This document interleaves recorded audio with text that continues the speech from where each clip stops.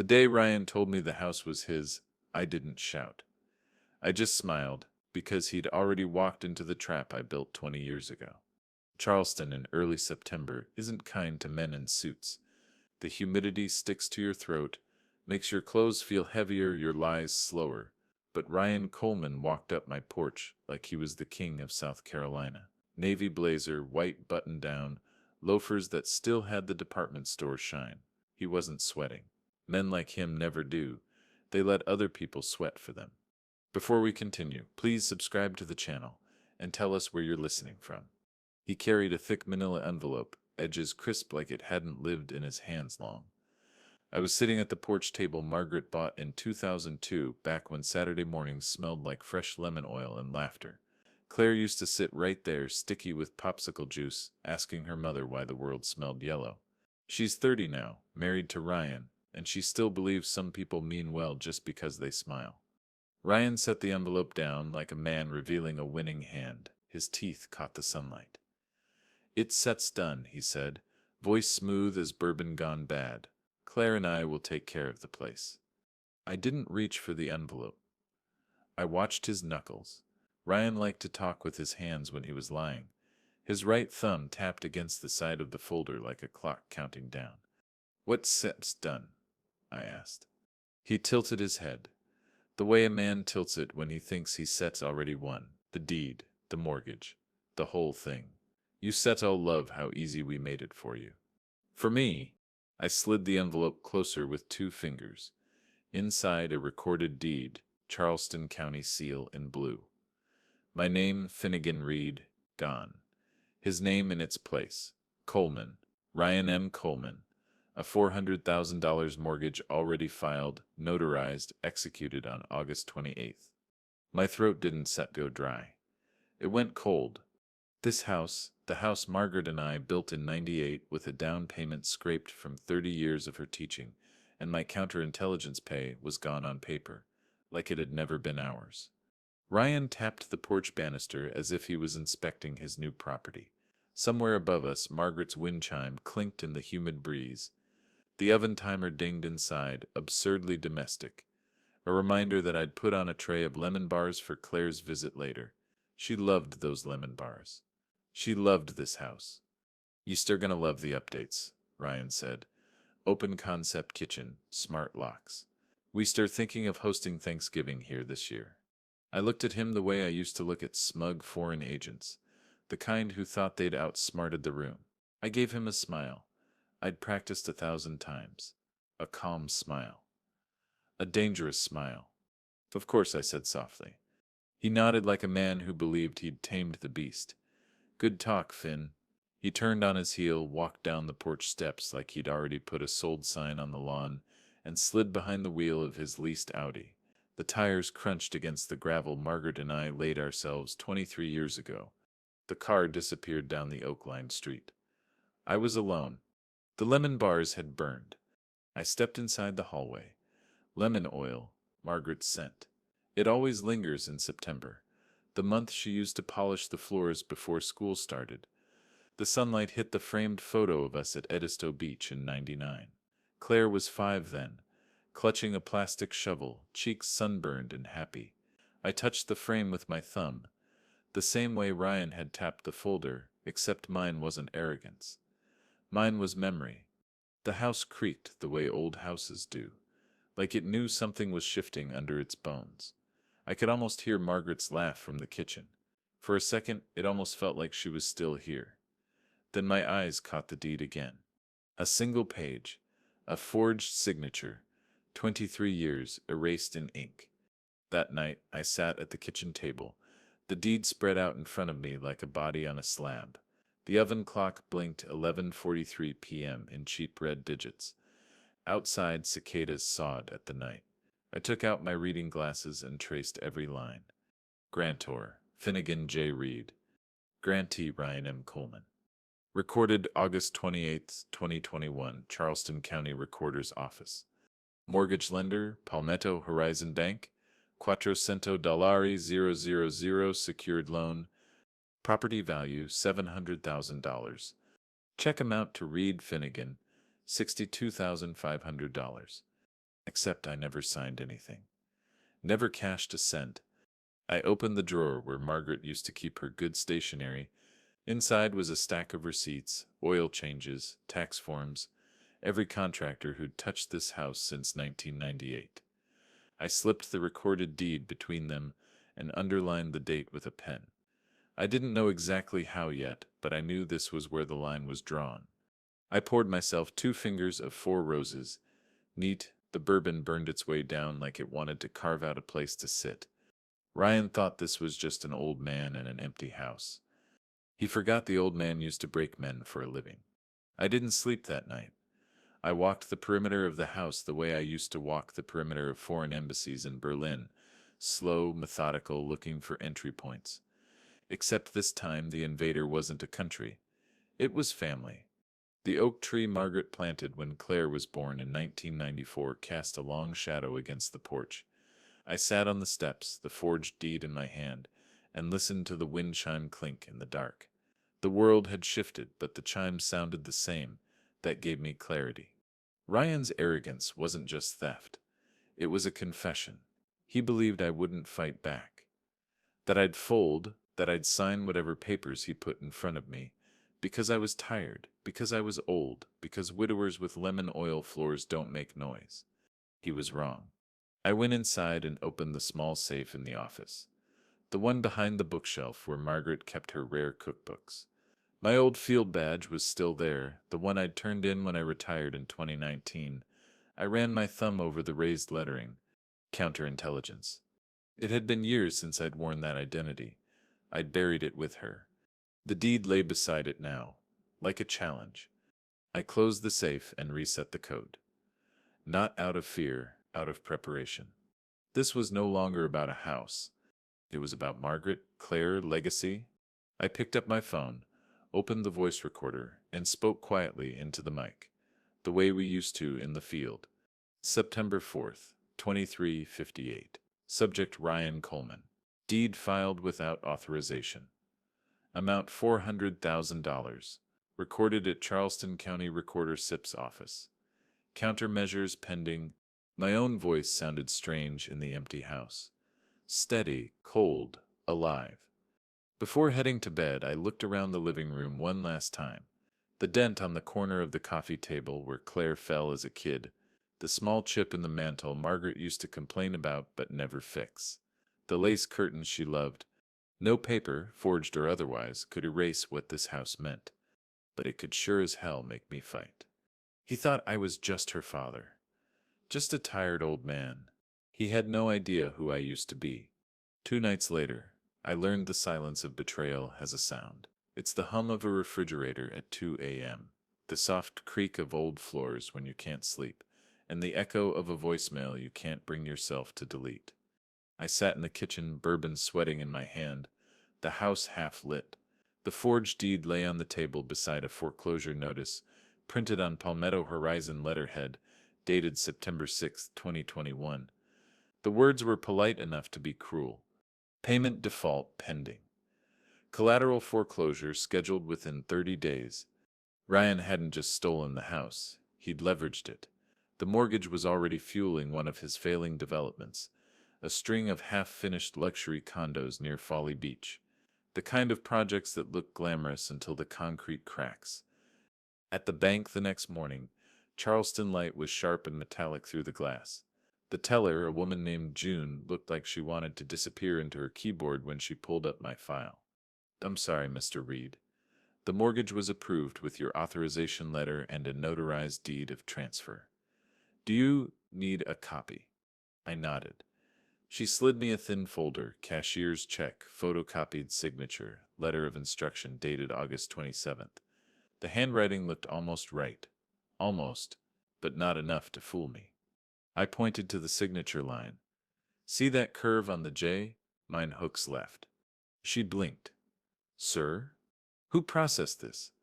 "Notary on King Street," she said softly, reading the form. "Carla Dane." The name scratched at memory. Not a stranger. Ryan had mentioned her once. She handled closings for his company. June hesitated, then said what I knew she shouldn't tit. "There's SIP security footage, if that helps." It did. 10 minutes later, we were leaning over the monitor. Date August 30th.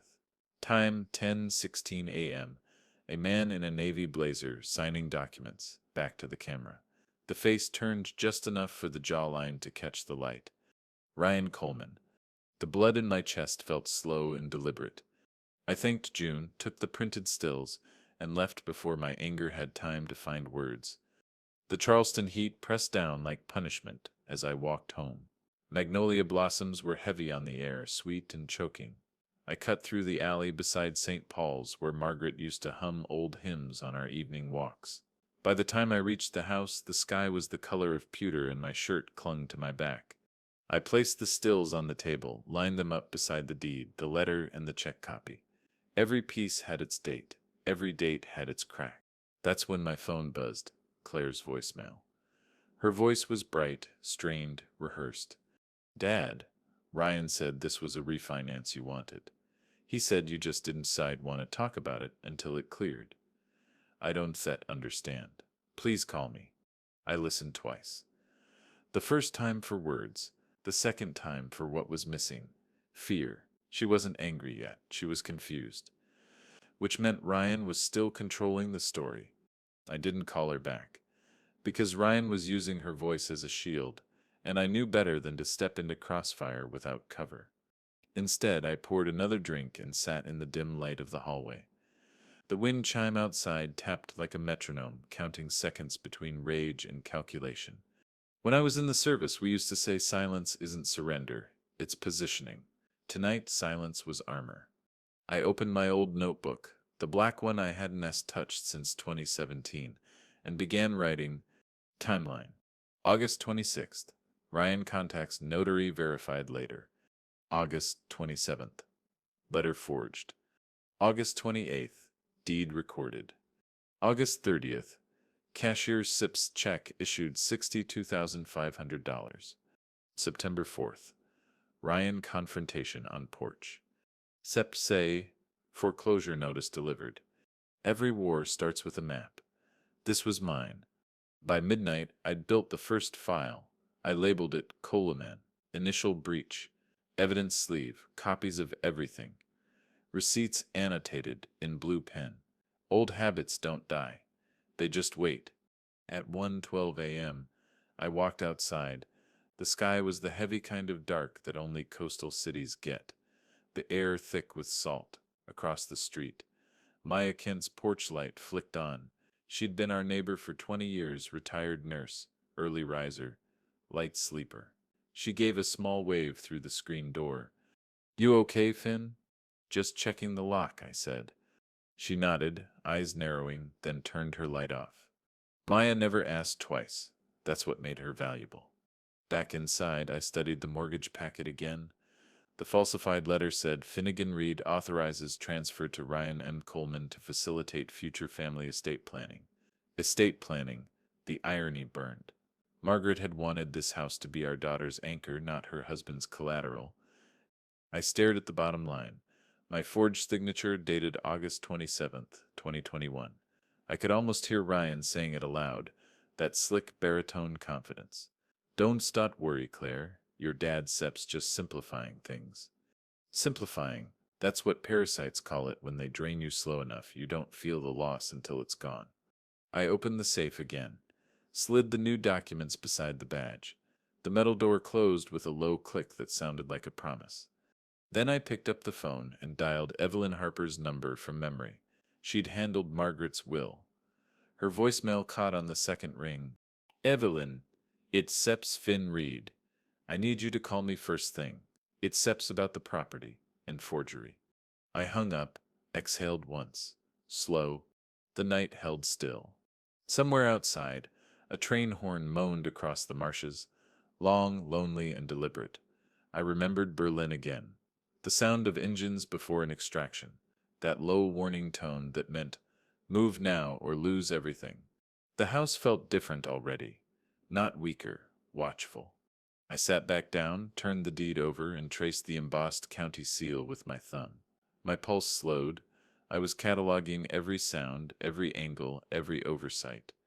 The way Ryan had leaned against the porch banister. The slight pause before he said, "It's done." The way he used my first name like a leash. People think revenge starts with anger. It doesn't. It starts with precision. I picked up my pen again and wrote one final note at the bottom of the page. Next move, verify notary fraud. Secure financial trail. Leverage silence. I closed the notebook and set it beside the empty glass. The house exhaled with me, wood popping in the night air. He thought he set silenced me. But cracks make sound before they break. And in this house, every sound is recorded. September 8th, 2021. Charleston mornings have a way of lying to you. They start with that slow coastal light, soft gold through moss-draped oaks, the air tasting like salt and honeysuckle. It almost makes you believe the world isn't quietly burning underneath. Evelyn Harper's office sits on the corner of Broad and Meeting, an old brick building that smells like cedar and expensive problems. She's been my attorney since Margaret's passing, sharp, quiet, deadly efficient. When I stepped through the door that morning, she already had a yellow legal pad on her desk and a fountain pen in her hand. "Finn," she said, rising slightly. "You sounded serious." I laid the envelope down in front of her. The deed, the forged letter, the bank packet, and the printed stills from the security camera. She read in silence. Evelyn's silences are different from most people's. They don't hang, they sharpen. Finally, she drew the tip of her pen across the forged signature. "That sept's not yours." "No," I said. "This is felony-level forgery. If we move fast, we can freeze the mortgage before it matures." "Has Claire seen any of this?" I shook my head. "She only has what Ryan told her." Her jaw tightened. A small, elegant motion. "Good. Then we control the narrative. I settle file the emergency injunction and fraud complaint with the county registrar. But to nail this down, I settle need corroboration. Someone who can place him at the notary." "Sif got someone," I said. She arched an eyebrow. "Old world or new?" "Old." George Vega hadn't worn a badge since 2015, but he never forgot how to follow men like Ryan. He was my field partner for 13 years, and we'd spent a lifetime catching people who thought the law was just a door they could slip through. I called him from the street outside Evelyn's office. The sound of passing trolleys washed through the line. "Finn," he said, gravel in his voice. "When you call this early, it sets never good news." "Forged deed. House." He gave a low whistle. "That punk you warned me about?" "Yeah." "Where do you want eyes?" "Everywhere." George chuckled. "I said'll have him by nightfall. That's the thing about old friends in the business. You don't have to explain why, they already know." I headed back to the house. Charleston heat was climbing again, that slow boil that makes your shirt cling to you like bad intentions. As I pulled into the driveway, Maya was watering her azaleas. She wore the same sun hat she's had for a decade, the brim frayed like lace. She lowered the hose. "Finn, there was a contractor van outside your place a week ago. August 30th. Didn't that look familiar?" My heart ticked once. "You get a plate?" She didn't answer. She just handed me her phone. Photo, time-stamped 10:23 a.m. white van. Local contractor logo. Ryan's handwriting spray-painted on a clipboard inside the dashboard. "She is set noticed." Maya always noticed. "Thank you," I said. She gave me a look that said, "You don't owe me that." "I never liked him," she muttered. I walked up the porch steps with her photo burning like an ember in my pocket. That van parked outside my house while Ryan was at the notary. That was no coincidence. Inside, I set everything out on the table. Deed, check copy, security stills, Maya's photo, the timeline. My old investigative brain kicked in like it never retired. Pattern recognition is muscle memory. You never lose it. That's when I opened the steel folder in my office. The one I swore I'd never open again. It's an old government-issued thing, dull gray, dented corners, secured with a key that only fits if you turn it counterclockwise and lift the latch. Inside, my templates, my checklists, contact lists written in block letters, protocol sheets I hadn't touched since I turned in my badge. I slid Ryan's forged documents in beside a clean manila folder labeled Active OPS. The wind outside picked up, rustling the curtains. Margaret's wind chime tapped against the porch beam. It had that same measured rhythm it used to have the night, she told me. Promise me you'll protect what we built. I spent the next hour on the floor of my office sorting evidence by time, chain of custody, and leverage potential. Contractors, bank, notary, Ryan. The more I laid it out, the more it looked less like a mess, and more like a map. George called at 6:42 p.m. Got him, he said. Where? King Street. Fancy little bar, laughing like a man who doesn't scent know his teeth are already loose. You get anything? He laughed low. Oh, I got plenty. I tailed him from the notary back on August 26th. Guess who he was meeting? Loan officer. Same guy from your mortgage packet. I exhaled slowly. You want me to start digging? He asked. Dig everything, I said. If it looks like a corner, I want to know what SEP's behind it. When I hung up, the sun had already bled out over the marshes. A soft orange glow spread across the living room walls. It reminded me of Margaret standing by that same window, flower on her hands, laughing at something I said. This house was never just wood and nails. It was memory. It was battleground now. I opened my old black notebook and added to the timeline.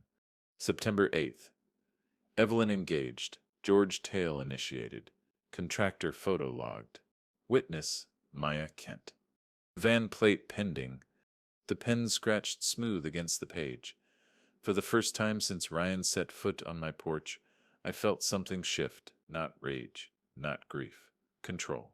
I leaned back in my chair and listened to the house breathe. Every piece of the trap was already here. It just needed arranging.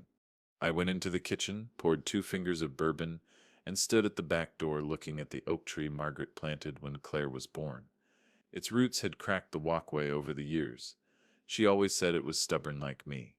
I thought about Claire, how her voice had wavered in that voicemail, how she still saw Ryan through the lens of the man she wanted him to be. If I was going to protect this legacy, I couldn't just fight for the house. I had to fight for the truth she didn't yet want to see. As the porch light buzzed on, I whispered into the empty room, You picked the wrong man to steal from Ryan. It wasn't actor anymore, it was something colder. The next steps would require precision. Not loud, not messy, just inevitable. By mid-September, the heat in Charleston felt like a wet fist closing around the city. The air didn't move. Even the cicadas seemed tired of singing. It was the kind of weather that made men like Ryan sweat in places they couldn't talk their way out of. Evelyn called me at 9:12 that morning. Her voice was clipped, clean, a tone I recognized from years in rooms where power shifted like water under glass. Injunction SEFT's filed, she said. Registrar accepted the fraud complaint. If he tries to move the property now, it freezes. Effective immediately. I let out a slow breath. That fast? I cited forgery, fraud, and a recorded deed executed under false authority. Judges like clean paper trails, Finn, and you always keep clean paper. That was true. Margaret used to joke that my filing cabinet was more organized than God's. Now it was a weapon. George sent the first packet of surveillance at 4:07 p.m. The email came with no subject line, just attachments. Photos Ryan outside the same King Street bar leaning back in a leather chair, drink in hand. Across from him, a man in a gray suit, slick hair, the loan officer from Palmetto Horizon. They looked like 2 gamblers playing with someone else's chips. In one shot, Ryan had his phone in his hand, pointing at something on the screen with the cocky grin of a man who still thought the world was fooled. In another, the loan officer was laughing, both of them framed by the soft golden light bleeding through the bar window. The timestamp read September 14th, 2021, 7:43 p.m. By 8 o'clock that night, my study had become something else entirely. It wasn't a study anymore, it was a war room. The wall above the credenza, once home to family photos, was now a map of Ryan's hubris.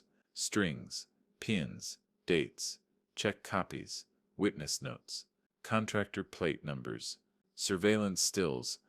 I worked in silence, just the click of the ceiling fan overhead and the occasional whistle of air against the old window pane. I cataloged everything, line by line. August 26th. Notary meeting scheduled.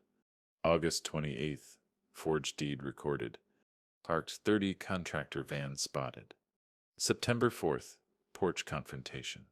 September 6th, foreclosure notice. Sept 8, legal engagement. Sept 14, bar surveillance. Every line was another bar in the cage I was building, and Ryan didn't even know the door was already swinging shut. That night I sat at the table with my bourbon and listened to the wind chime, Margaret's wind chime. It was steady, it was patient. It reminded me of every operation we ever ran overseas. You don't rush a trap. You build it so the prey walks in smiling. I checked my phone. Claire had texted earlier. Dad, can we talk? Ryan says there's a misunderstanding. I just want to clear it up. I stared at her name on the screen for a long time. My thumb hovered over the keyboard, but no words came, because I couldn't talk to her yet. Not until she saw the truth with her own eyes. If I tried to explain now, he'd twist it. He'd always been good at twisting.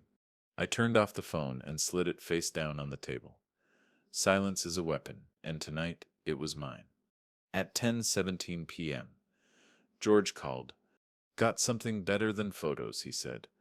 I could hear a soft hum of bar chatter behind him. Go on. His Sep's bragging.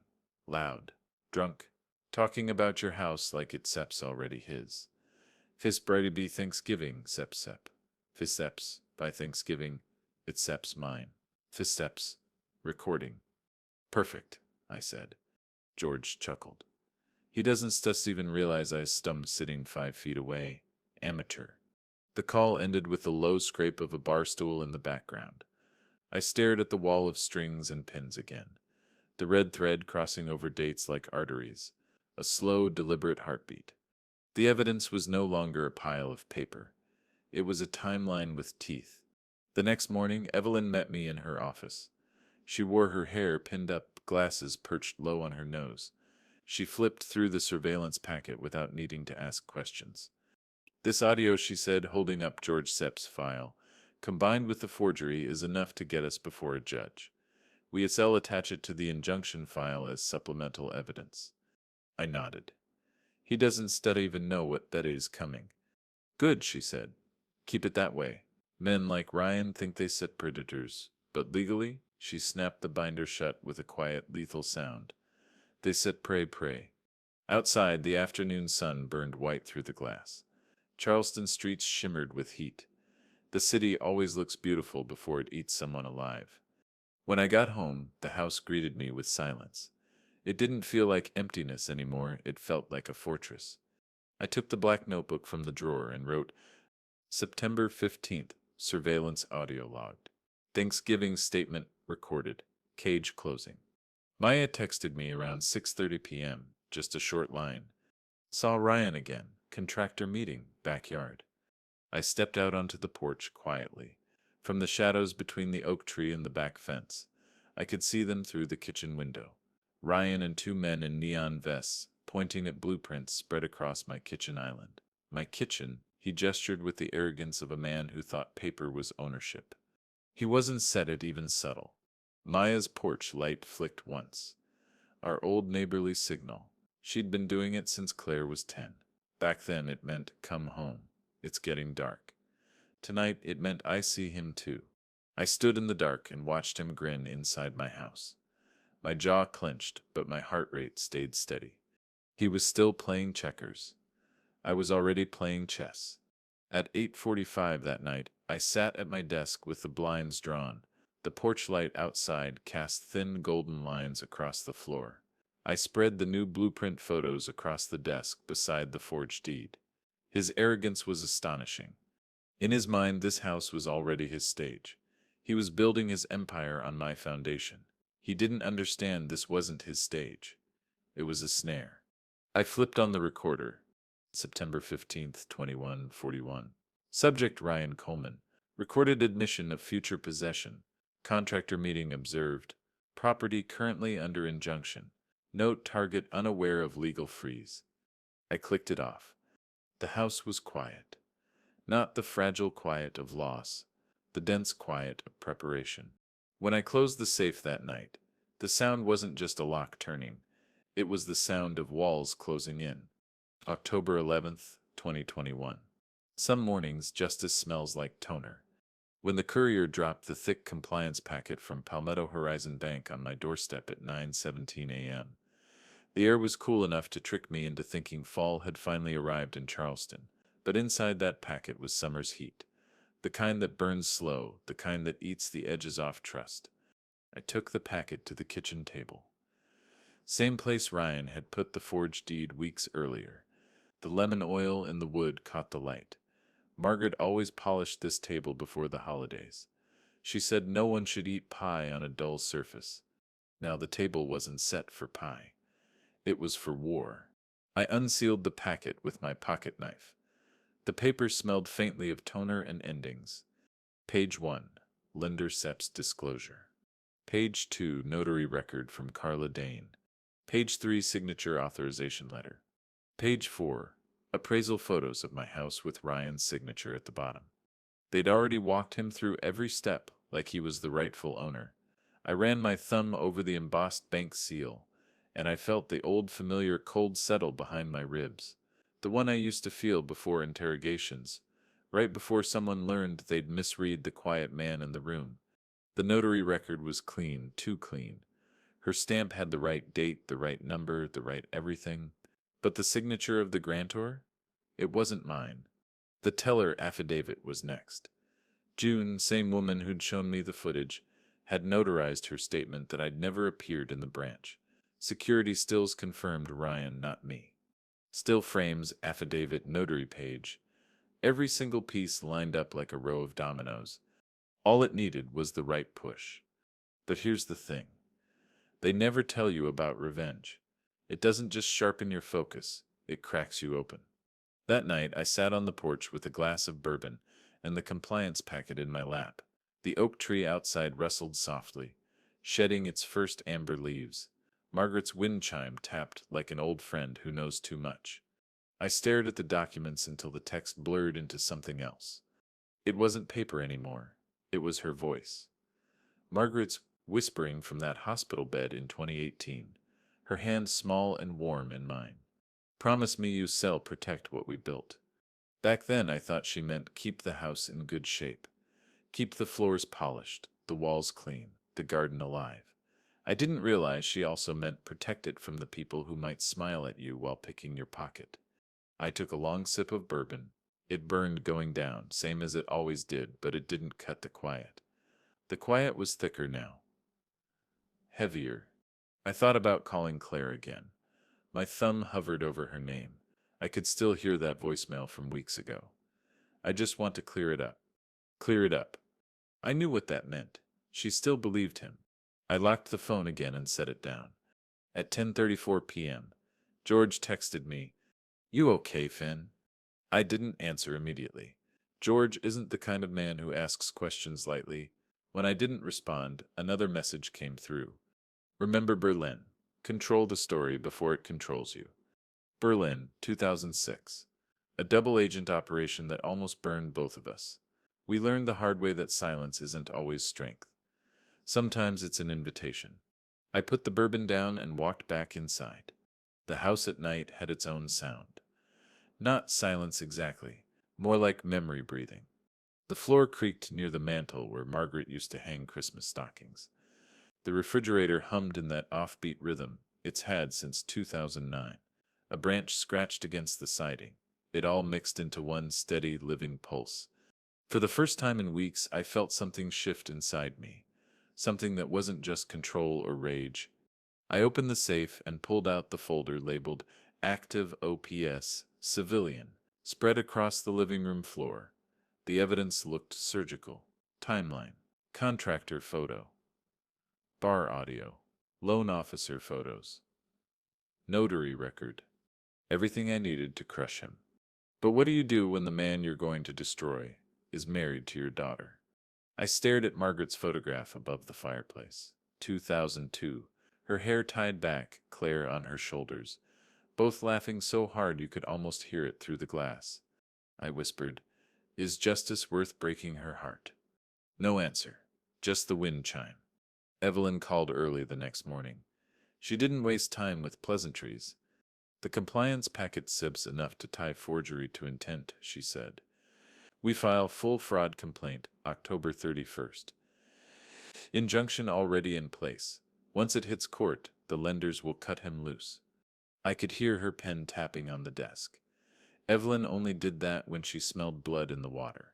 Finn, she said, lowering her voice, you know this is going to hurt her. I know. And your store still ready? I didn't answer right away. I looked at the oak tree through the window. Leaves were falling now, slow and quiet. She shall know the truth, I said finally, even if it breaks first. Good, Evelyn replied. Then let's finish this. After the call, I sat alone at the table again. Lemon oil still clung to the wood, faint but there, like memory refusing to be erased. I took a single sheet of paper from the folder and folded it twice. The forged signature. I stared at that line, at the fake curve of a J that was supposed to be mine. It looked like me, but it wasn't me.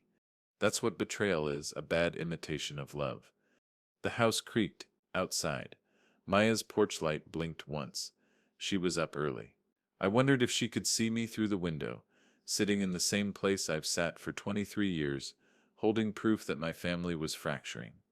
I whispered to the empty room. I almost folded. Because it was true. For one small dangerous moment, I wanted to bury the folder back in the safe and let time do what weak men do best. Nothing. But then I heard her again. Margaret, not the hospital whisper this time.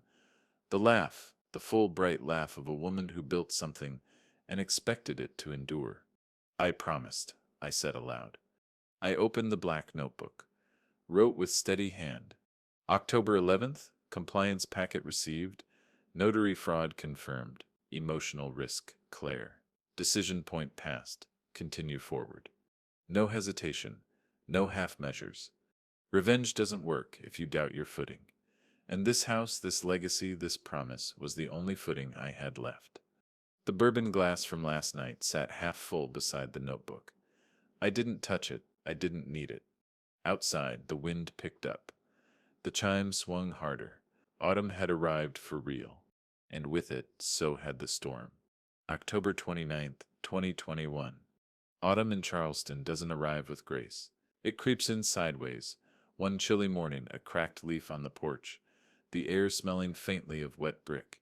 It was the kind of weather that made me pull on Margaret's old wool cardigan without thinking. She always said October was the month when everything either hardens or breaks. I stood at the kitchen window, the compliance packet and forged deeds stacked neatly on the counter. Outside, the oak tree shook off its leaves in slow spirals, each one landing on the gravel path Margaret and I laid in 1998. It was quiet, but not peaceful. A realtor's business card lay under the door. I picked it up. Fast track auction. Bank owned. Contact Richard Tate. Black letters. White cardstock. A vulture's calling card. Ryan had already moved fast. He'd pushed the bank's timeline forward, probably hoping to auction the property before the injunction could choke his plans. But Evelyn's filing was already in motion. He was building a house on sand, and the tide was almost in. I flipped the card over in my hand. No handwriting, no apology, just assumption. The phone buzzed at 11:12 a.m. Evelyn. Finn, I just got notice. Auction date proposed for November 20th. He sips trying to move the property under expedited disposition. Classic panic play. He sips not expecting the injunction to stick. He sat will learn. The weight in her voice was steady. Evelyn doesn't posture. She moves like a scalpel, quiet, exact, final. Maya texted 20 minutes later. He's in the yard again. Contractors. Smiling like a king. I stepped out onto the porch, keeping behind the screen door. Across the yard, Ryan was laughing with two contractors, hands moving in wide, arrogant arcs as he explained some future that would never happen. His voice carried through the crisp air. Smart locks go here. Knock out this wall, oh, and we sell redo this entire porch. My wife hates these old boards. My wife. Those words hit like a nail driven into the wood. He didn't just want my house. He wanted to erase every piece of what Margaret built. Maya's porch light blinked once, her quiet way of saying she saw it too. I didn't wave. I didn't move. I let him talk, let him grin like the man who thought October was still summer. By that afternoon, Evelyn's injunction filing was signed, stamped, and waiting for the sheriff's hand. I watched the printer in her office spit out the copies, crisp black ink on heavy bond paper, in the Court of Common Pleas. Charleston County, State of South Carolina. Emergency injunction, fraudulent conveyance. Filed October 31st, 2021. This, Evelyn said, tapping the signature line with her manicured nail, is the wall between you and that auction. She passed me a copy. He won't see it coming until the papers land on his doorstep. I looked down at the date. Halloween. Ryan's mask would come off at the exact moment everyone else was putting theirs on. Evelyn leaned forward. Finn, once he's served, you sure going to see him unravel fast. Men like this, they sure loud on the rise, quiet when they fall, and the quiet is where they break. I know, I said. Her eyes narrowed. No hesitation. None. Good, she said, because once the papers hit, it's Seb's war. October 31st. The neighborhood was alive with children in costumes, little ghosts and princesses racing between porches, plastic pumpkins thumping against their knees. I sat on my steps, bourbon in hand, cardigan tight around me, and waited. The sheriff's car turned onto the street at 7:02 p.m., lights low, engine soft. Halloween in Charleston has its own kind of quiet. Laughter in the distance, porch lights flickering like signals. I watched from the shadows as Deputy Harrison walked up Ryan's driveway, a manila envelope in his hand. He knocked twice. Ryan opened the door, wearing a black t-shirt and that same smug grin I'd seen on the porch weeks ago. This is for you, Mr. Coleman, the deputy said. Ryan laughed, actually laughed, until he unfolded the first page. His smirk died right there on the porch. His voice rose, thin and sharp. What the hell is this? The deputy didn't flinch. Injunction, fraud complaint. Eustace served. Neighbors slowed their candy routes, pretending to adjust costumes, not wanting to miss a show. Charleston neighborhoods thrive on spectacle. Claire stepped into the doorway behind him. She wore a light sweater, her hair pulled back. She wasn't smiling. Her eyes scanned the paper in Ryan's shaking hands. The porch light hit her face, and I'll never forget the look. Confusion fracturing into doubt, like glass hit with a crack that's going to spread whether she wants it to or not. Ryan Seps's voice cracked through the air. This is bullshit. The deputy tipped his hat, turned, and walked away. The sound of the papers hitting Ryan's porch steps echoed down the street. Maya's porch light blinked twice this time. Not a warning, a quiet, finally. I didn't celebrate. I went back inside and sat at the kitchen table. The bourbon was warm now, but I drank it anyway. Revenge isn't fireworks, it's slow burn. On the wall above the table, the timeline had grown teeth. August 26th, notary. August 28th, forgery filed. September 4th, confrontation. Sept 8, legal engagement. Sepquence, audio evidence. October 11th, compliance packet. Oct 31, injunction served. Every date was another piece of the noose he tied himself. I just made sure the knot held. Claire hadn't called yet. I didn't expect her to. She was probably still standing on that porch, listening to Ryan talk his way in circles, but there's only so many ways to dress a lie, and lies always sag under the weight of paper. Later that night, I walked outside. The street was littered with plastic candy wrappers and orange leaves. The wind chime swayed softly above me. For the first time in months, the house didn't feel like prey. It felt like a fortress. Maya was out on her porch, cardigan wrapped tight, watching the last of the trick-or-treaters disappear down the block. She raised her mug slightly. Not quite a toast, but close. I raised mine back. Ryan thought Halloween would be another night in his castle. Instead, it became the first night he saw the walls. November 15th, 2021. The Charleston County Courthouse smells like floor wax, old paper and fear. Not the loud kind of fear, the quiet kind. the kind that sits in the back of a room and watches everything fall apart. I arrived at 8:42 a.m. wearing the charcoal suit Margaret picked out for me in 2003. She used to say it made me look like the kind of man who didn't flinch. I hadn't worn it since her funeral, but today wasn't about grief. It was about reckoning. The sky over Meeting Street was gray and low, pressing down on the courthouse dome. Autumn leaves scudded along the pavement, dry and loud underfoot. I could feel them crack with each step. I walked past reporters setting up cameras for some unrelated hearing. They didn't know yet that a smaller story, quieter but sharper, was about to unfold inside. Evelyn was already in the hallway outside courtroom 3B. Sharp navy suit, hair in a tight bun, binder under her arm like a blade. George leaned against the wall, hands in his jacket pockets, looking every bit the retired PI, who never really retired. "You ready?" Evelyn asked. "I've been ready since the day he smiled on my porch," I said. George gave a dry chuckle. "Then let's put the bastard on a hook." We walked into the courtroom together. Courtroom 3B isn't grand. It's municipal practical, oak paneling, scuffed floors, long fluorescent lights that hum like they're tired. The judge's bench sat beneath the state seal, a South Carolina flag on one side, the U.S. flag on the other. Ryan was already there, 3 rows ahead, next to his lawyer, a slick man with hair like polished plastic. Ryan wore a navy blazer, hair perfectly combed, smirk in place like armor. Claire sat beside him. She wore a gray sweater, hands clasped tightly in her lap. She didn't look at me when I walked in. That hurt more than I son ever admit out loud. The clerk called the case at 9 o'clock sharp. Case number 21-4182, Reed versus Coleman. Injunction hearing regarding fraudulent conveyance and recorded deed. Ryan leaned over to his lawyer, whispering like a man who thinks the room still belongs to him. Evelyn didn't whisper. She stood, calm, straight, knife edge. "Your Honor," she began, "we start here today because Mr. Coleman believes paper can make a theft invisible. Unfortunately for him, the law sees better than that." Judge McAllister adjusted his glasses. Silver hair, sharp eyes.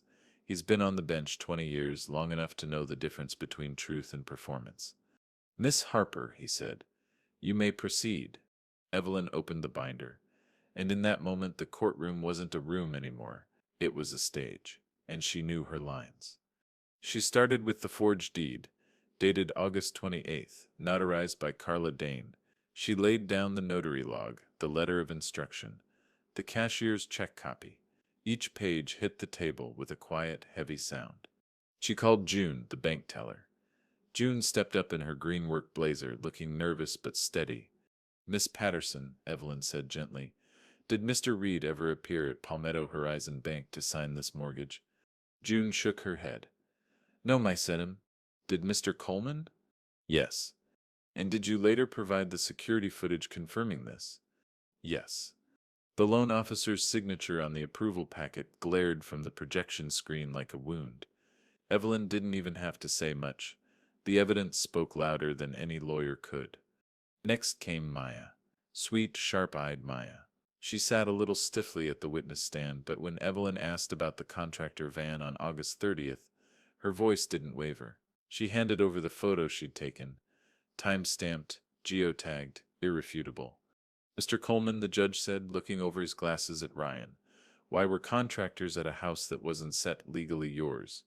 Ryan Sipp's lawyer jumped in. "Your Honor, this is a misunderstanding between family members. A simple estate planning matter." Evelyn didn't let him finish. "Then perhaps you can explain," she said coolly, "why Mr. Coleman was recorded on September 15th saying, and I quote, 'There will be Thanksgiving, the house is mine.'" She pressed play. George's audio recording filled the room. Ryan's voice, smug, careless, drunk, spilled through the speakers like poison. The jurors on the bench for other cases, the bailiff, even the clerk, they all turned to look at him. The smirk cracked, just a little. Claire's eyes widened. She wasn't looking at the floor anymore. She was looking at him. Then Evelyn called me. I stood, buttoned my jacket, and walked to the stand. I placed my left hand on the Bible, swore in, and sat down. "My name is Finnegan Reed," I began. I spent 22 years as a counterintelligence officer for the U.S. government. The room stilled. Even the fluorescent hum seemed to fade. I explained everything. The porch confrontation on September 4th. The forged signature. The bank visit. The silence I weaponized. The timeline. I spoke slowly, like laying bricks. Every sentence was another wall closing around Ryan. Evelyn handed me the forged letter. I held it up. This isn't set my signature. It sets a bad copy. The real curve of my J hooks left. Judge McAllister leaned forward. And you can prove this? Evelyn slid him the handwriting analysis. It wasn't complicated, just clean, clinical. Ryan shifted in his chair, jaw tightening. He looked less like a man with a plan, and more like a man realizing the ground beneath him was thinner than he thought. I finished with one line. He thought he could steal my house and my silence. But he miscalculated. Spent my life dealing with men who think silence means surrender. The judge Sepp's gaze sharpened. Ryan's lawyer gave a performance, of course. A long speech about family misunderstandings, inheritance confusion, misplaced trust. He gestured. He smiled. He tried to make theft sound like love. But paper doesn't set lie, and neither does audio. Evelyn waited until he finished, then calmly said, Your Honor, if it was a misunderstanding, why did Mr. Coleman tell contractors to remodel the house before the transaction was even finalized? Why did he use forged documents to obtain $400,000 against the property? And why? She tapped the binder. Did he leave a trail this clean? Judge McAllister's situs pen tapped the bench. Mr. Coleman, he said, do you have anything you like to say? Ryan tried to laugh. It came out strangled. She sips, making it sound worse than it is. It is, the judge replied. The courtroom chuckled quietly. Even the bailiff smirked. The ruling came down fast. The injunction is granted. The fraudulent deed is void. Mr. Coleman's Seftis mortgage is frozen effective immediately. Additionally, the matter is referred for criminal investigation under South Carolina forgery and fraud statutes. The gavel came down like thunder in a small room. Ryan didn't walk out like a victor. He walked out like a man wearing a borrowed suit to his own funeral. Claire stayed seated for a long time. Her hands were still clasped, but now they were shaking. She looked at me, really looked at me, for the first time in weeks. Her voice was small. Dad. I didn't say I told you so. I just gave a slow nod. Because some truths don't need words. They only need paper, time, and silence. Outside the courthouse, the wind carried the sharp scent of the harbor. Reporters were still across the street chasing bigger cases. They didn't know a war had just ended inside. George walked up beside me, hands in his coat. Hell of a show, he said. Evelyn closed her binder. He'll have bigger problems soon. The DA Sepp's going to have a field day with this. I glanced back at the courthouse doors. Ryan stood there for a moment, looking lost, the first time I'd ever seen him without a script. The wind lifted a leaf from the ground and spun it past him like a punctuation mark. He thought silence was weakness.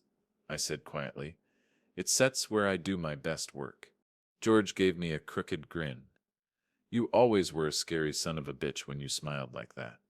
That night I walked through the house with the injunction order in my pocket. The lemon oil on the floors caught the porch light. The wind chime clinked softly, steady as my heartbeat. This house was still mine. Margaret's house, Claire's anchor. The papers Ryan forged had turned to ash in the face of a judge's gavel, and the silence he mistook for surrender. It was the sound of a trap snapping shut. November 16th, 2021. The day after court always has a strange kind of quiet, not the quiet before a storm. The quiet after the shelling stops, when the ground still hums with what's already happened. I woke up at 5:14 a.m. without an alarm. Years of training still pull me up early, even when I don't want them to. The house was dim. The kitchen window fogged slightly from the drop in temperature overnight. The injunction order lay on the table where I'd left it the night before.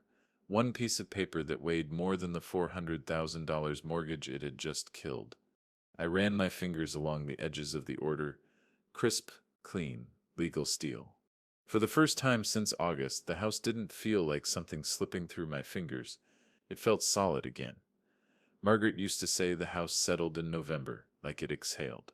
I knew what she meant now. The collapse started early, at 9:07 a.m. Palmetto Horizon's loan officer called Evelyn. His voice must have been tight because she called me right after. They Seb frozen the mortgage, she said. Lender wants no part of this anymore. They Seb pulling out completely. The title Seb's clouded. The injunction Seb's public, and they Seb spooked. Good, I said. They still try to get Ryan to settle the debt fast. They don't want litigation. He'd built his little empire on one stolen house, and that house just disappeared from under him. By noon, George sent a message. Contractors bailed. Van gone, lockbox missing. I didn't reply. I didn't need to. That was exactly how a financial collapse looks. Not loud, but fast. First the money, then the friends, then the silence. I stepped outside with a mug of black coffee. The air had that early winter bite in it, the kind that crawls under your collar. Across the street, the leaves gathered in swirls, yellow and brittle. Ryan's contractors had cleared out completely. The yard he'd stood in bragging was just damp dirt and two crooked stakes. No truck, no blueprint, no crew. Even the lockbox he'd attached to the railing was gone. Just two small scratches in the paint remained. Maya was raking her yard, a wool hat pulled low. She looked up, met my eyes, and said what didn't need saying. They always leave fast when the checks bounce. I gave a small nod. She didn't smile. She didn't have to. The second domino fell at 3:46 p.m. Ryan Sepp's business partner, a slick man named Derek Lane, called Evelyn Sepp's office. I didn't hear the call directly, but she told me afterward in her clean, surgical voice. He's Sepp's cutting ties. Their development LLC is bleeding investors. Ryan can Sepp deliver what he promised without the house as collateral. That was the thing about men like Ryan. Their entire world was built on borrowed charm and other people's property. Take away the property and the charm turns sour fast. At 5:02 p.m., Ryan called me. It rang 5 times before I picked up. His voice wasn't set smooth anymore. It cracked. You set me up. No, I said. You did that all by yourself. You think this is over? I know it Sepp's over. There was a long, shaky breath on the other end. The kind that comes when someone realizes the ground beneath them isn't shifting. It's gone. He hung up without another word. That night, I walked the perimeter of the house the way I used to check perimeters overseas, slowly, deliberately, noting everything. The back porch light flickered against the boards where Ryan had talked about tearing them out. The shutters creaked softly in the wind. Everything was still where it belonged. Everything except him. The mailbox held a single envelope, Claire's handwriting. I didn't open it right away.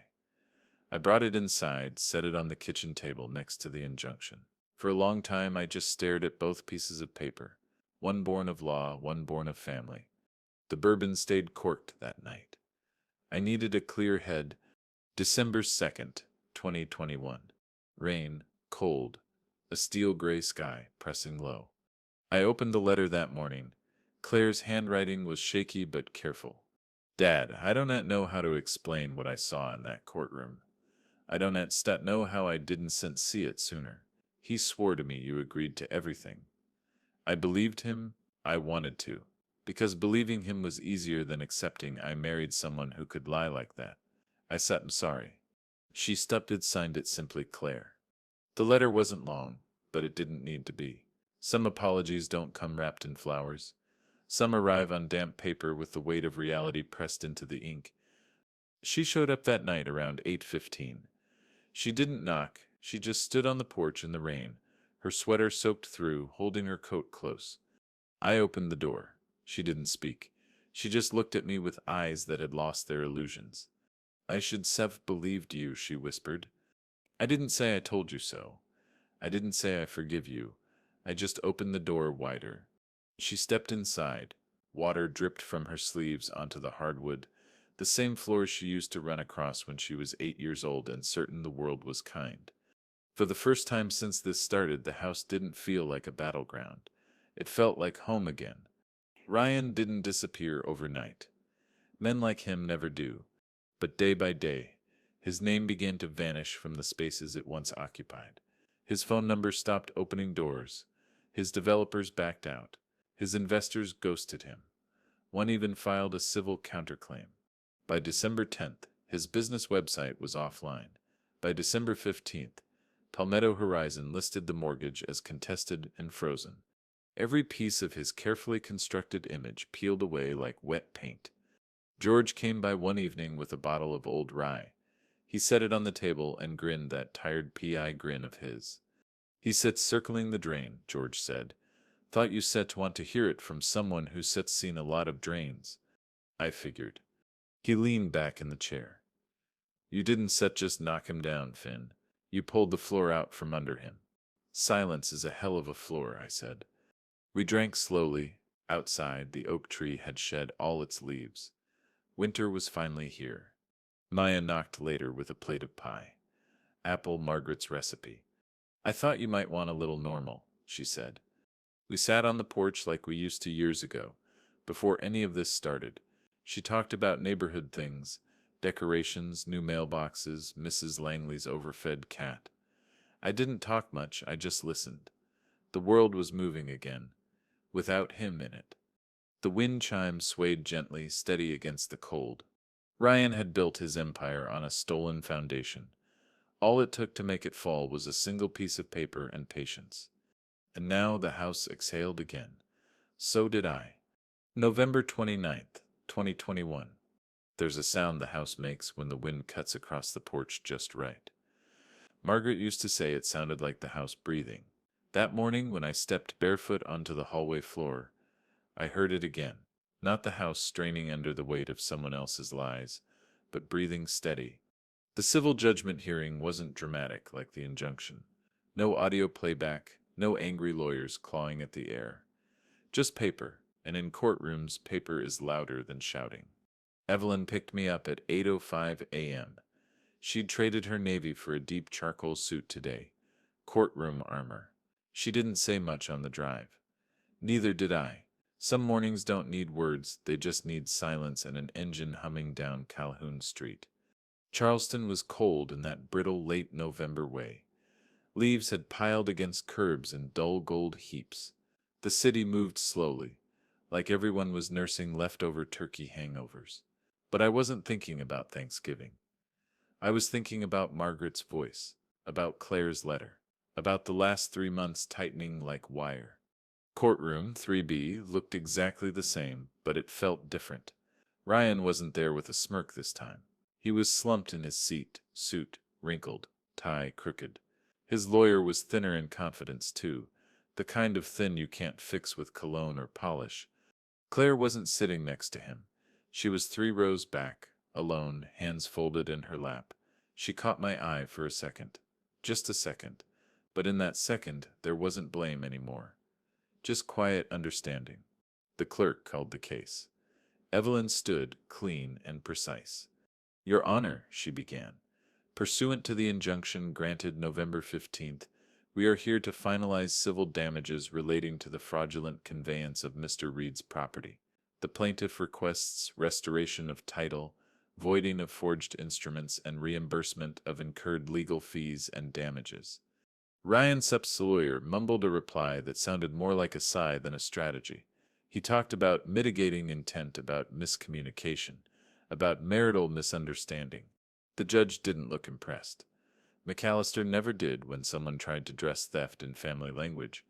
Evelyn slid the packet of evidence onto the bench like she was setting down a loaded weapon. Dilt.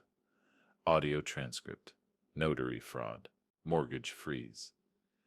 Every step of his undoing. Your Honor, she said, every action Mr. Coleman took was deliberate.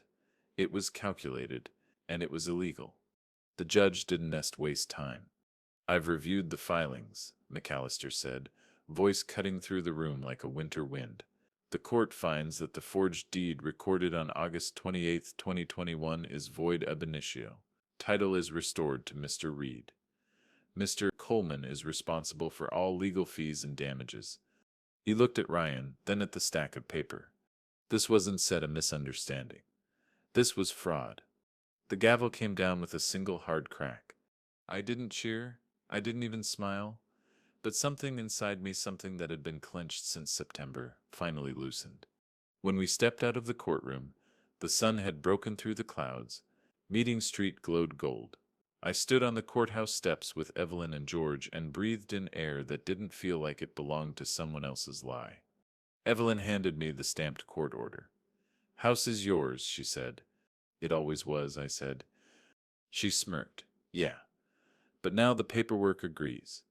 The weight of that document, I can't explain it to anyone who's never fought for something that already belonged to them. It didn't feel like victory. It felt like return. George clapped a hand on my shoulder. "Well, partner," he said, "that sips one less thief pretending he sips clever." I didn't go straight home.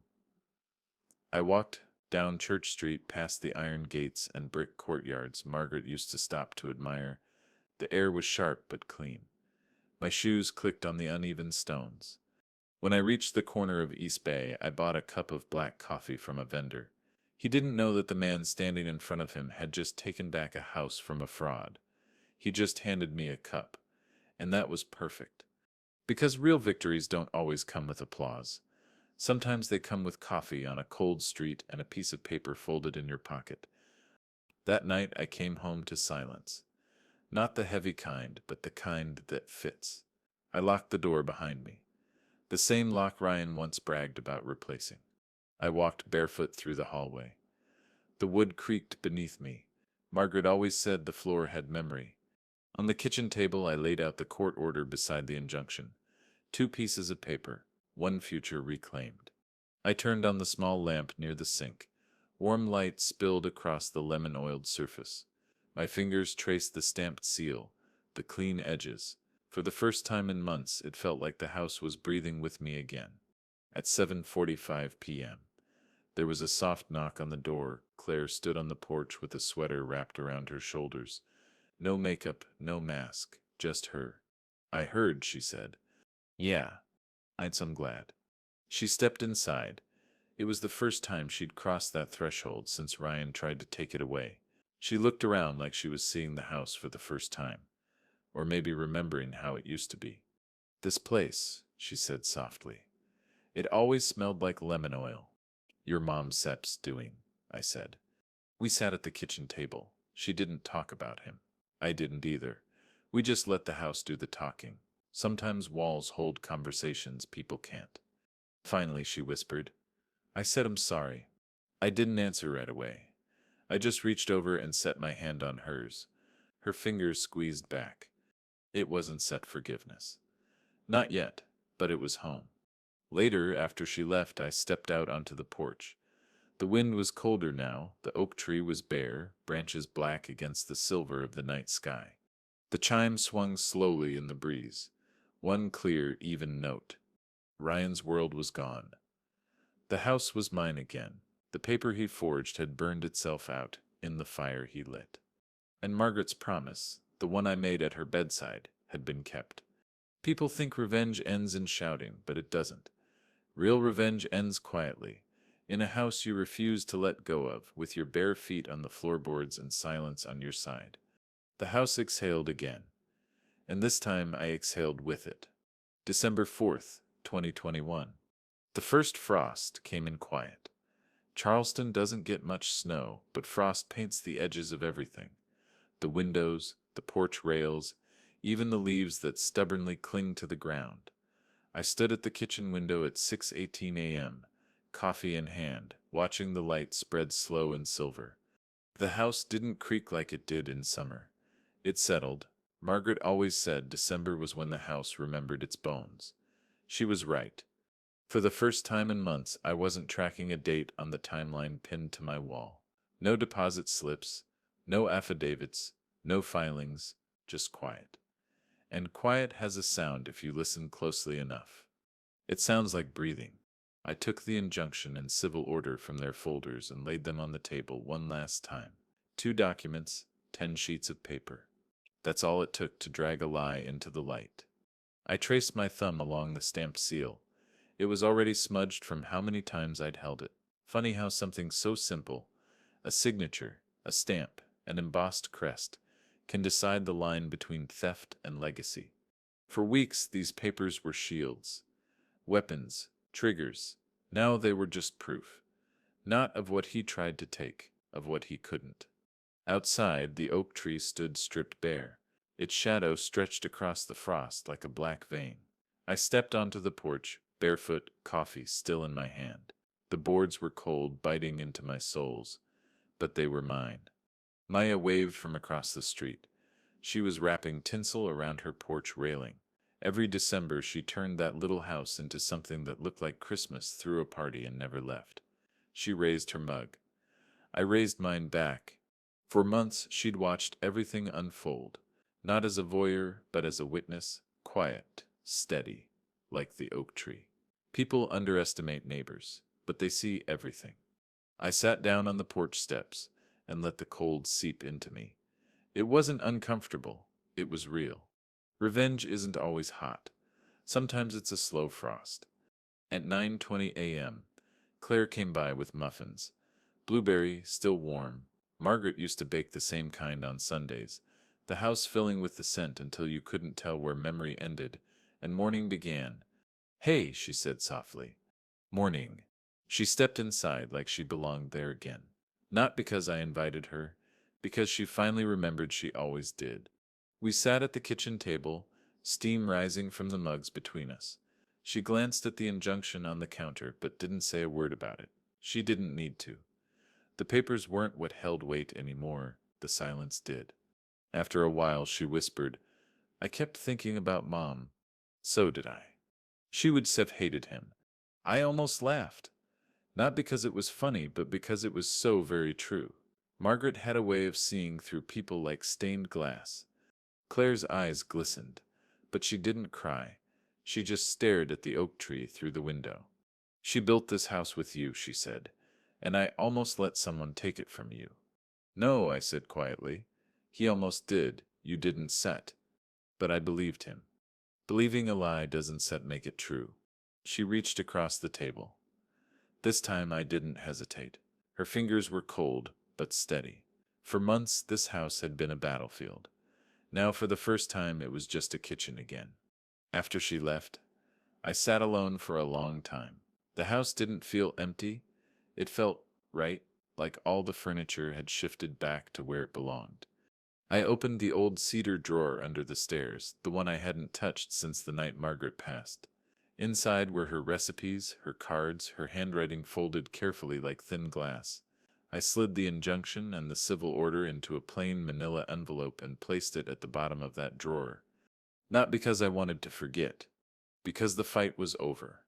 The house wasn't a case file anymore. It was home. Around dusk, I walked out to the oak tree. The ground was firm and cold, the wind slicing just enough to make the air bite. I traced the grooves in the bark, the same grooves Margaret used to run her fingers over every spring when she checked for buds.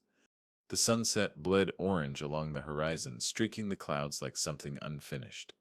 And I thought about the past few months. Ryan, the forged deed, the audio tape, the courtroom, the letter from Claire, and how it all came down to a single promise I made in a hospital room in 2018.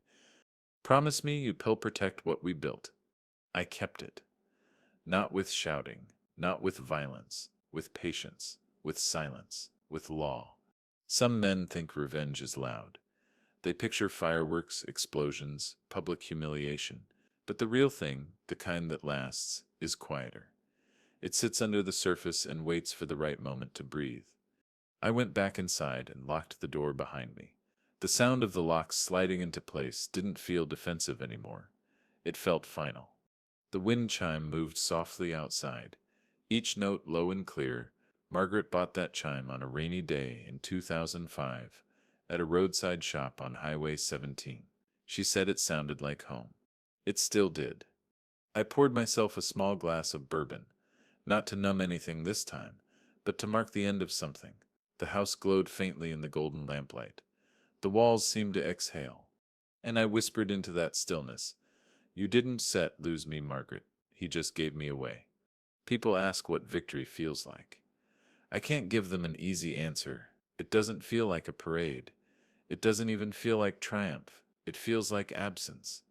The absence of fear, of weight, of the constant edge of waiting for someone else to take what's yours. It feels like frost on a quiet December morning, like lemon oil still clinging to the floorboards, like your daughter sifts footsteps returning home, like a house breathing again. This wasn't set just revenge, it was restoration. A promise kept. March 8th, 2022. The morning light came through the kitchen window soft and gold, filtered through the thin veil of early spring. The frost was gone now, replaced by dew on the porch railings and the kind of air that hints at blooming dogwoods. I stood at the same counter where I'd once opened forged deeds, court orders, and my daughter's apology letter. This time I held something else, a certified letter from the Charleston County Clerk's office. On the top right corner, printed in clean black ink, State of South Carolina vor Ryan Coleman, Case No. 21 F 4793. Disposition, guilty plea. There it was, the final piece. The plea hearing had been short. Ryan didn't swagger into that courtroom this time. He shuffled. His suit was 2 sizes too big. His face pale, eyes dull. Gone was the charm, the rehearsed grin, the developer's confidence. What walked in that day was a man with the floor gone beneath him. The DA read the charges: forgery, fraud, attempted unlawful conveyance. His lawyer whispered something to him, but it didn't matter. The paper trail Evelyn and I had built was ironclad. The plea deal was his last way out of a trial that would have gutted him publicly. The judge read the terms. Restitution $418,000. Probation with suspended sentence. 5 years. Permanent bar from real estate transactions in the state of South Carolina. When the gavel came down, Ryan didn't look at me, but I looked at him, and I didn't feel triumph. I felt distance. Like watching a ship sink miles away, its lights still flickering as the water swallows it whole. Outside the courthouse, spring sunlight hit the steps hard.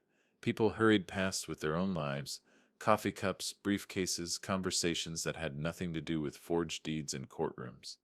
Evelyn walked beside me, binder under her arm, composed as always. That's the last one, she said. It is. She extended her hand. I took it. Her grip was firm, the kind that says more than words ever could. Most people break when it gets personal, she said. You didn't set. I's broken before, I said quietly. Just learned how to build again. She smiled faintly. Then build something better. George met me at the diner on Broad Street that evening. Same booth we'd sat in the night we started this war. Same cracked red vinyl. Different weather. He slid a folded newspaper across the table. Charleston Post and Courier. Front page headline, bottom corner. Local developer pleads guilty in real estate fraud scheme. Ryan's name wasn't in the banner headline, just a column inch. A footnote. That sets the thing about men like him, George said, stirring his coffee. They burn bright, but they don't sets leave much behind. He wanted to be the headline. He ended up the cautionary tale. We sat in easy silence for a moment. The waitress refilled our cups. The smell of bacon grease and coffee grounds filled the air. George leaned back and said, "So what now, Finn?" "Now," I said, "I live." Claire came by a few nights later. No rain this time, just a soft March breeze and the sound of the wind chime swaying gently. She carried a box, one I recognized immediately, Margaret's old record collection. She set it down on the kitchen table like it was treasure. In a way, it was. "I found these in the storage unit," she said. "I thought maybe we could play something." I brushed my hand over the cardboard lid. I hadn't opened that box since Margaret's funeral. Claire lifted out a vinyl sleeve. Ella Fitzgerald, 1961. Margaret's favorite. We set the record on the turntable. A soft crackle filled the room before the horns began, smooth and warm. For months this house had echoed with legal strategy, whispered betrayal, the hum of recorded evidence. Now it filled with music. She leaned her head against my shoulder. For the first time in a long time, neither of us had to speak to be understood. Maya knocked an hour later. She didn't even need to explain why. She came bearing pie, pecan this time, and a bottle of red wine. Yusef looked like a man fighting a war for months, she said with a grin. I figured peace should taste like dessert. Come in, I said. We sat on the porch as the music drifted softly through the open window. She poured the wine into mismatched glasses, Margaret's old ones, slightly chipped. We talked about little things. Neighborhood gossip, spring flowers. Nothing about courtrooms or forged signatures. It felt like oxygen returning to a space that had been sealed too long. Maya raised her glass. To surviving bastards like him, I raised mine, and to the quiet after they set her gone. The wind picked up, threading through the chime like a melody. Ryan didn't disappear entirely. Men like him don't. His name came up in conversations at coffee shops, whispered warnings at real estate meetups, cautious jokes at city permitting offices.